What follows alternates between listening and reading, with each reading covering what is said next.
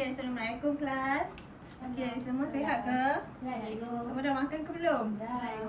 Okey, baik. Okey, untuk hari ni sebabkan masa cikgu adalah masa yang terakhir sekali, jadi hari ni kita nak buat aktiviti yang ringkas je, boleh? Boleh. Okey, baik. Minggu lepas ingat lagi tak cikgu ada suruh kamu buat apa minggu lepas? Baca apa? Tajuk apa? Pakaian dan jahitan. Pakaian dan jahitan. Dah balik baca kat rumah ke belum? Dah. Okey, sebelum kita start kelas, cikgu nak ambil kehadiran dulu ketua kelas semua ada ke? Ya, cikgu semua ada. Okey, baik. Okey, lepas tu kita boleh mula kelas kita. Kamu dah baca bab 3 kan? Pakaian dan jahitan. Okey, hari ni cikgu ada bawa fabric. Sebabkan kamu dah baca, kita nak tengok. Kamu tahu tak dia punya ciri-ciri fabric ni? Okey, siapa boleh jawab fabric yang pertama ni apa? Saya, cikgu. Apa fabric pertama? Itu jut. Fabric jute. Ya, okey, baik. Ni satu fabric jute. Tak apa, nanti lepas kelas kau boleh tengok dia punya ciri-ciri dia, kau boleh rasa semua nah.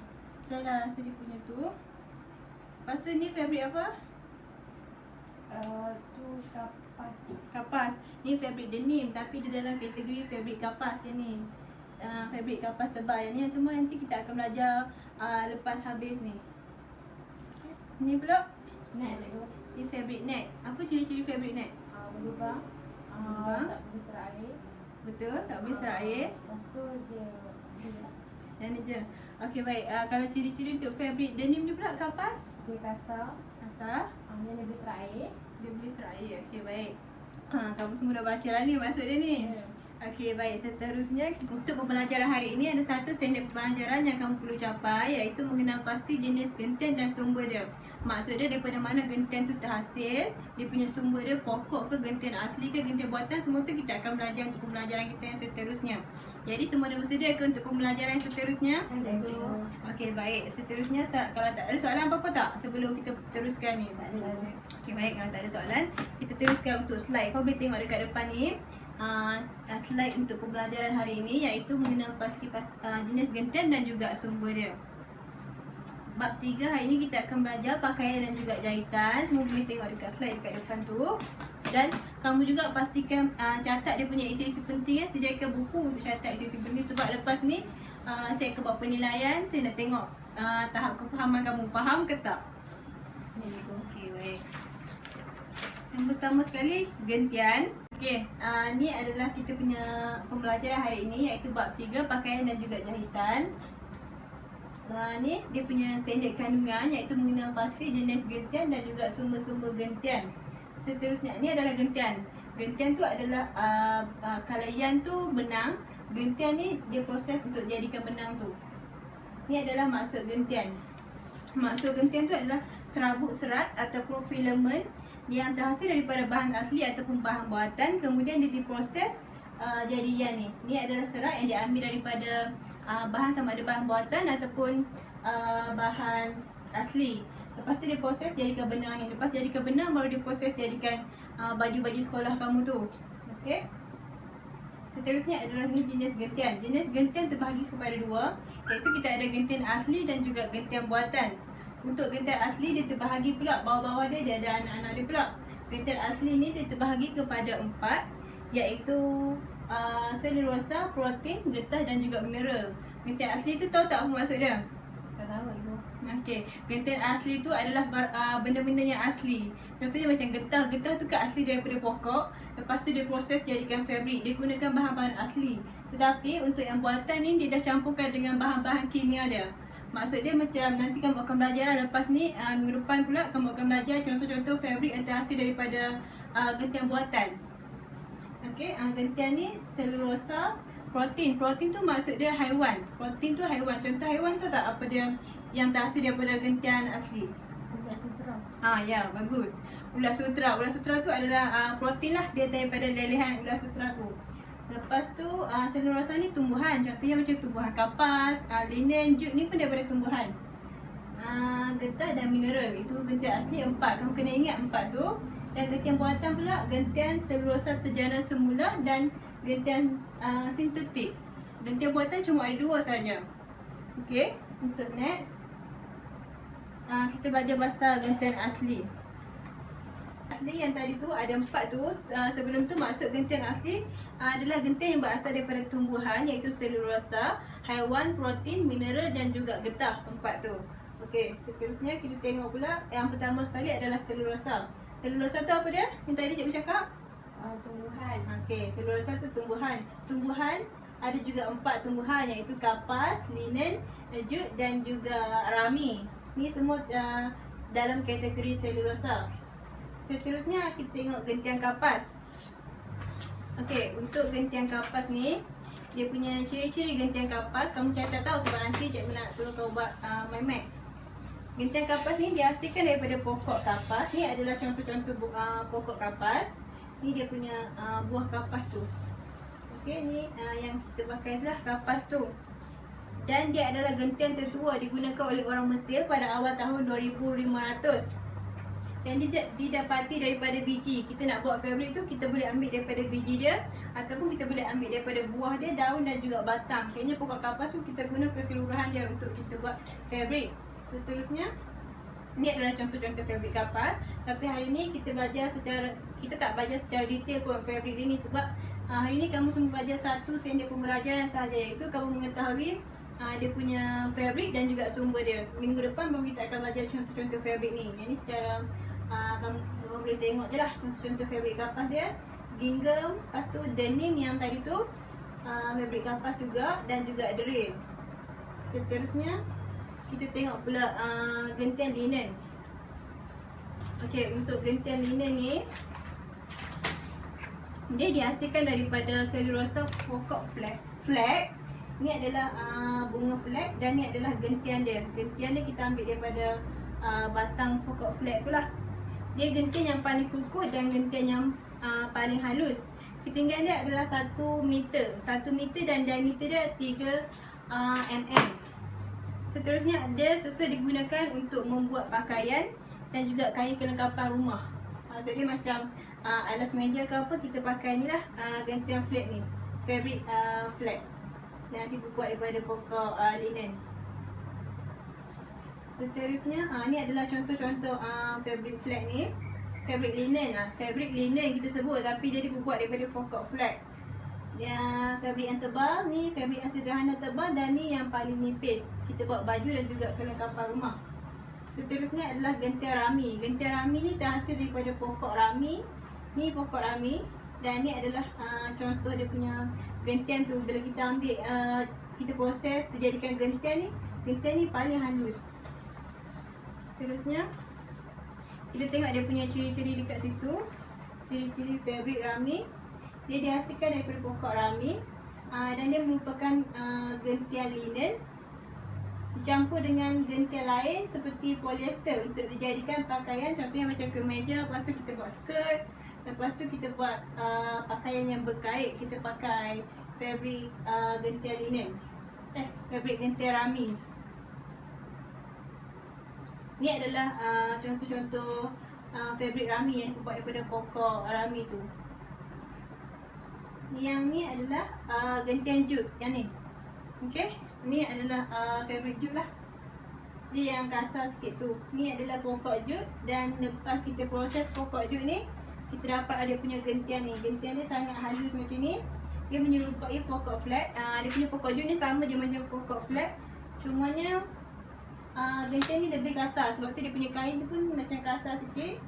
Kasar dan mudah hancur, kurang kukuh berbanding linen. Ciri yang kedua adalah menghasilkan kain kuning, tali, alas bawah pemaidani. Kita buat macam kapet tu tau. Yang dekat bawah kapet tu kena macam kasar-kasar sikit kan. Yang ni lah kita pakai dia punya gentian jut ni.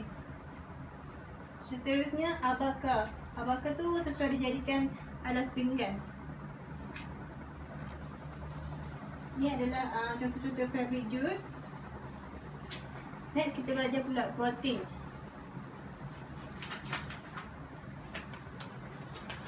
Okay, untuk protein pula, protein tu tumbuhan kan, protein tu haiwan kan.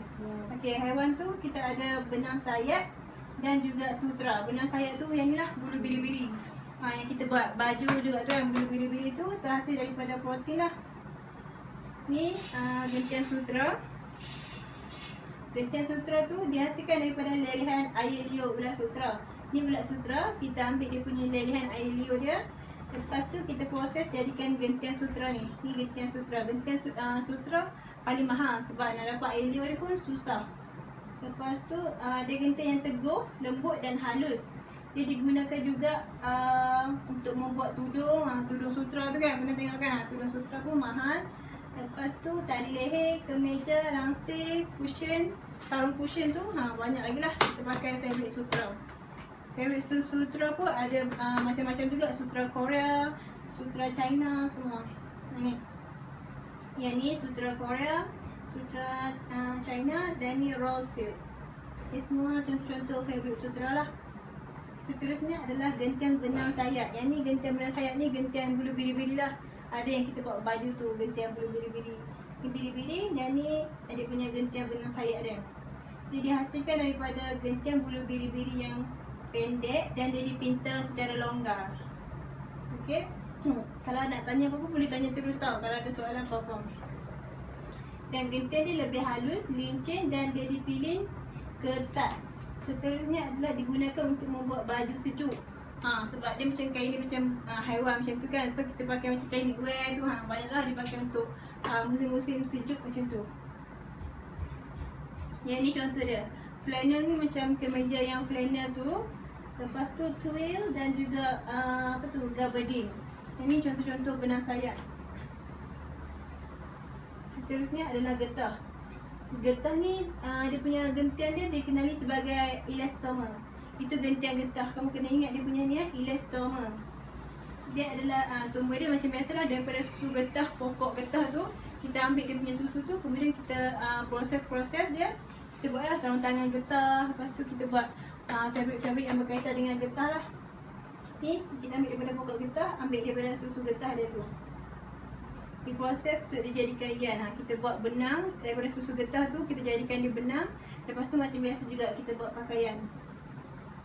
Sarung tangan getah. Lepas tu dia susah buat tali pinggang, semua yang berkaitan dengan yang getah lah. Yang terakhir sekali untuk gentian asli, iaitu mineral. Mineral ni kita kenali dia sebagai asbestos. Ini dia punya istilah dia, asbestos. Gentian ini adalah satu-satunya gentian yang kalis api. Maksudnya kita buat baju bomba tu.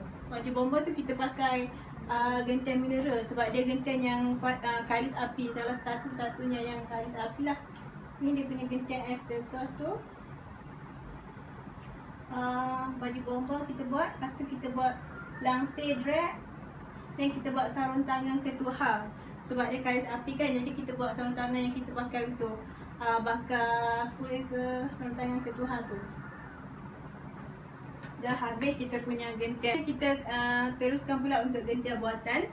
Kita tengok dulu dia punya maksud-maksud gentian buatan ni. Gentian buatan ni kita hasil daripada tindak balas kimia. Maksud dia dipakai juga bahan-bahan asli tu, tapi dia dah campurkan dengan bahan-bahan kimia lain untuk menghasilkan fabrik. Sebab tu kita panggil dia gentian buatan, sebab dia dah melalui proses kimia. Gentian buatan ni terbahagi kepada dua, iaitu gentian selulosa terjana semula dan gentian sintetik. First kita tengok dulu selulosa terjana semula. Ni adalah gentian selulosa terjana semula. Gentian selulosa terjana semula tu maksud dia daripada gentian asli selulosa tu dia bentuk polimer macam ni. Ni yang asli bentuk polimer selulosa yang asas lah.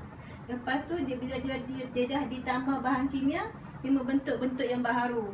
Macam tu. Dia tambahlah ni bahan kimia dia membentuk bentuk yang baharu. Dan ni adalah proses penghasilan dia. Proses penghasilan dia keluar melalui spinner ni. Kemudian dia proses-proses dijadikan benang yarn tu.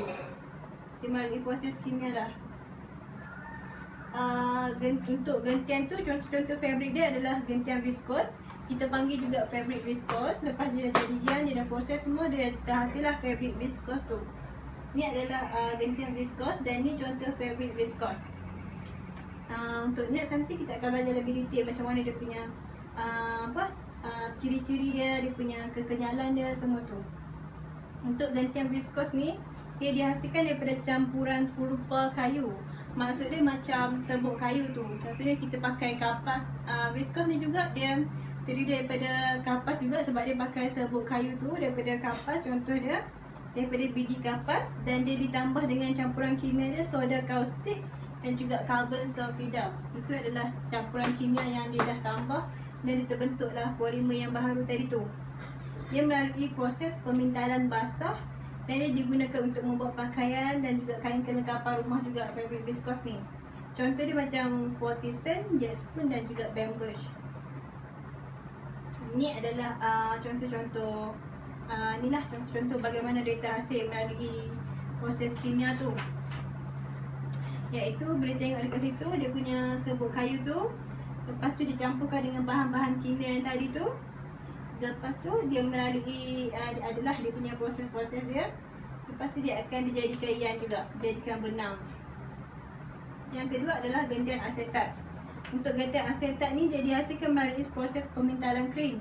Yang tadi tu pemintalan basah, asetat pemintalan kering. Pemintalan kering dan dia menggunakan serpihan kayu pulpa juga, macam juga yang tadi tu. Dia pakai serbuk kayu pulpa, jadi ditambah bahan kimia contohnya macam asid asetik dan juga anhydrida dan acetone. Itu adalah bahan kimia yang ditambah ke dalam asetat ni. Dia digunakan untuk membuat pakaian, contohnya macam kemeja, lepas tu kita buat tali leher, kita buat pakaian formal, blouse, kain kelengkapan rumah, contohnya langsir dan sebagainya. Ni adalah contoh fabrik dia dan ni adalah dia punya gentian dia yang terhasil melalui proses pemintalan kimia. Untuk next, gentian triacetat pula. Gentian triacetat ni adalah contoh fabrik dia dan dia punya ciri-ciri dia dihasilkan melalui proses pemintalan kering daripada campuran selulosa asetik anhydra dan juga metilena klorida. Itu adalah nama-nama bahan kimia yang dia dah campur lah. Sebab itu kita gelar dia sebagai gentian buatan. Dan dia juga dijadikan pakaian sukan. Contohnya macam kain jersey tu, kita punya baju jersey tu, yang inilah fabrik triacetat ni. Contoh fabrik dia Arnell. Kita buat dia pakaian sukan. Ni sama macam tadi juga, dia punya proses penghasilan dia, proses penghasilan gentian asetat dan juga triacetat. Proses penghasilan dia melalui ni campuran kimia semua ni. Lepas tu dia diproses dijadikan ian. Lepas tu dia melalui proses pemintalan kering. Seterusnya kita tengok pula gentian buatan yang kedua, iaitu gentian sintetik. Untuk gentian sintetik ni, dia punya maksud dia, gentian sintetik tu adalah hasil campuran arang batu ataupun petroleum dan juga bahan kimia. Ingat tu tau, arang batu, petroleum dan juga bahan kimia, itu adalah gentian sintetik. Bahan kimia tu adalah satu asid ataupun satu base yang membentuk polimer dan juga cecair pekat. Dia bila dah bentuk polimer, dia akan terhasil cecair pekat. Cecair itu dia akan dimasukkan melalui spinneret dan juga dia menghasilkan berbenang melalui pintalan cair. Itu dia punya maksud dia bagi gentian sintetik. Contoh gentian sintetik adalah gentian polyester. Gentian polyester tu selalunya kalau kita beli kain yang licin-licin tu, yang tu adalah gentian polyester lah. Ni adalah dia punya contoh fabrik polyester dan ni dia punya gentian dia. Dia dihasilkan melalui pemintalan cair, campuran bahan kimia juga. Contohnya macam dia adalah campuran bahan kimia petroleum, asid teftalik dan juga glikoetilena. Itu adalah bahan kimia yang digunakan untuk membentuk polyester ni. Dan dia selesai membuat fabrik yang bertenun ataupun fabrik yang berkait. Contohnya fabrik contoh fabrik dia Aulin, Dekren dan juga Enkren tu. Ini adalah dia punya proses pemintalan kimia dia bagi gentian polyester. Ini dia masukkan petroleum. Lepas tu dicampurkan dengan bahan kimia yang tadi tu, asid teftalik tu dengan glikoetilena tu. Dan dia proses dia dapatlah dia punya ni, dapatlah benang ian tu. Seterusnya adalah gentian polyamida ataupun kita panggil dia nylon. Nylon tu ni contoh fabrik nylon, dia macam baju hujan tu. Baju hujan yang kain macam plastik sikit tu kan. Tu adalah kain nylon lah tu. Ni dia punya gentian dia. Terhasil lah dia punya ni fabrik yang macam tu, macam kain-kain sikit tu. dan dia dihasilkan melalui pemintalan cair. Bahan asal dia adalah arang batu, udara dan juga air. Itu adalah dia punya 3 bahan asas dia. Arang batu, udara dan juga air dia pakai yang tu. Kemudian dia adalah gentian yang paling halus dan dia dihasilkan untuk buat payung. Contohnya kalis air lah, untuk buat payung, untuk buat baju hujan, pakaian dalam. Gentian dia tebal. Gentian yang tebal pula kita buat kemah, kita buat tali kemah dan juga layar kapal tu. Contoh fabrik dia nylon 6 dan juga nylon 66. Ini adalah gentian nylon tu melalui proses proses kimia. Yang ni nanti kamu boleh rujuk dekat YouTube, semua ada dekat situ. Dia punya ni dia ceritalah macam mana terhasilnya melalui bahan kimia semua ni, dia nak hasilkan yarn macam mana semua tu. Dia campurkan air, lepas tu dia campurkan arang batu, udara, semua ni proses-proses jadikan benang, dijadikan gentian untuk terhasilnya fabrik. Ini sekali adalah gentian akrilik. Okey. Untuk gentian akrilik ni adalah contoh fabrik dia, fabrik akrilik, dan ni adalah gentian dia. Kalau tengok dekat sini dia punya gambar dia, dan dia dihasilkan melalui proses pemintalan cair dan juga daripada campuran bahan kimia juga. Sama je lah sebab dia gentian buatan dan dia dihasilkan mestilah dia akan campurkan bahan kimia sikit. Okey. Contoh-contoh bahan kimia dia adalah dia campurkan dengan petroleum, asid tersteric dan juga glycoethylene. Dia sesuai untuk membuat fabrik yang bertenun dan juga fabrik yang berkait. Contoh dia macam orlen dan akrilen. Itu adalah contoh-contoh fabrik dia lah. Nama-nama dia bagi fabrik gentian akrilik ni. Dan seterusnya adalah proses kimia dia. Proses penghasilan gentian akrilik tu, dia masukkan petroleum, masukkan asid yang tadi tu, asid tersteric dan juga glycoethylene. Dia proses-proses, sama juga dia keluar melalui spinneret tu dan dia terhasillah yarn.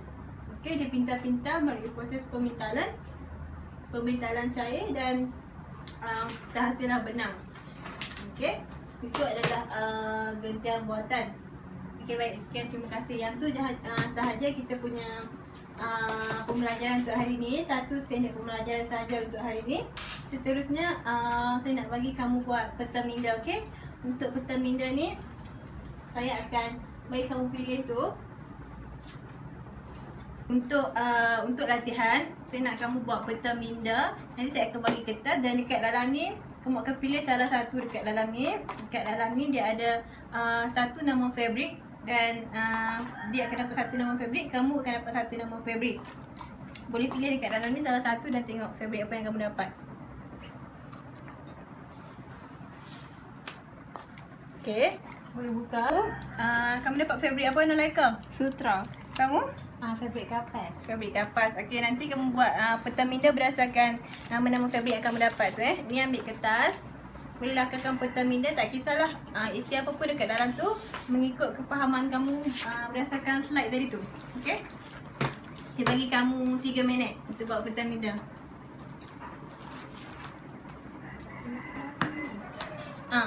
Ikutlah nak buat peta minda bentuk apa pun, tapi kena ada ciri-ciri berdasarkan fabrik kamu tu lah, fabrik sutra tu. Kamu fabrik kapas kan? 3 minit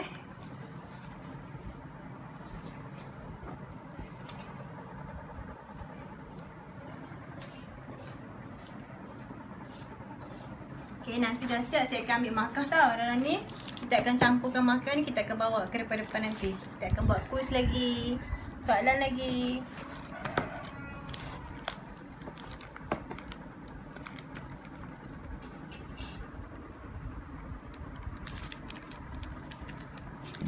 Apa yang kamu dapat pasal fabrik kapas ni? Fabrik kapas ni dibuat pada pokok ataupun tumbuhan kan? Betul. Kita pakai dia punya apa tu? Pulpa kayu dia tu. Kita pakai batang dia, kita pakai bunga dia. Biji dia kan? Okey, biji kapas bagus. And then dia boleh berguna untuk apa tu? Sebagai kepala rumah kan? Ya, kita buat itulah.